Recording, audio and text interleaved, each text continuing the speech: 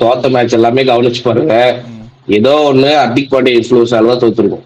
நீங்க நல்லா கவனிச்சு பாருங்க. ஹர்திக் இதெல்லாம் பாண்டியோட ரோஹித் கேப்டன்சினால தோத்துருக்கும், இல்ல பேட்டிங்னால இதெல்லாம் தோத்துருக்கும். ரோஹித் சர்மா ஃபேன்ஸ் ரோஹித் ஃபார்ம்ல இருந்து சொல்றேன். இங்க பாரு, இல்ல ஒரு அப்படி நிமிஷம் உனக்கு அப்படி கூட அப்படி வச்சுக்கோங்க. இல்ல, உனக்கு கேப்டன்சி பிடிக்கலன்னா நீ கேப்டன்சி பிடிக்கல நில்லு. ரோஹித் சர்மா ஆட முடியாது, வெளியே போ. போன வருஷமே கொடுத்துட்டாங்கல்ல, எவ்வளோ வந்தது. ரோஹித் சர்மா அவ்வளோ ரோஷம் அவ்வளோ இருக்கிறதா இருந்தால் வெளியே போயிருக்கணும்ல. ஏன் இப்போ அவன் ஒன்றும் டம்மி கேப்டன் கிடையாது.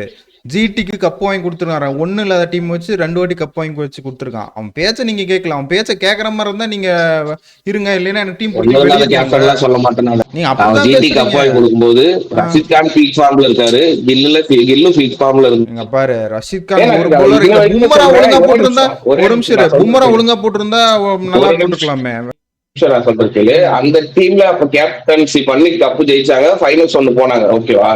அப்ப வந்து அவங்க டீம்ல யுனைட்டியா ஆடினாங்க. மேக்ஸிமம் 4 விக்கெட் தான் ஆகும், அதுக்குள்ள எல்லாமே முடிச்சிருவாங்க. இப்ப சொன்ன ஒரு நிமிஷம், இதுல வந்து ஒரே பாத்தீங்கன்னா நிமிஷம், தனியா தெரியுது, ஒரே டிஸ்டன்ஸ் தனியா தெரியுது. யூனிட்டி முடிஞ்சு போச்சு. அங்கேயே டீம்ல இல்ல.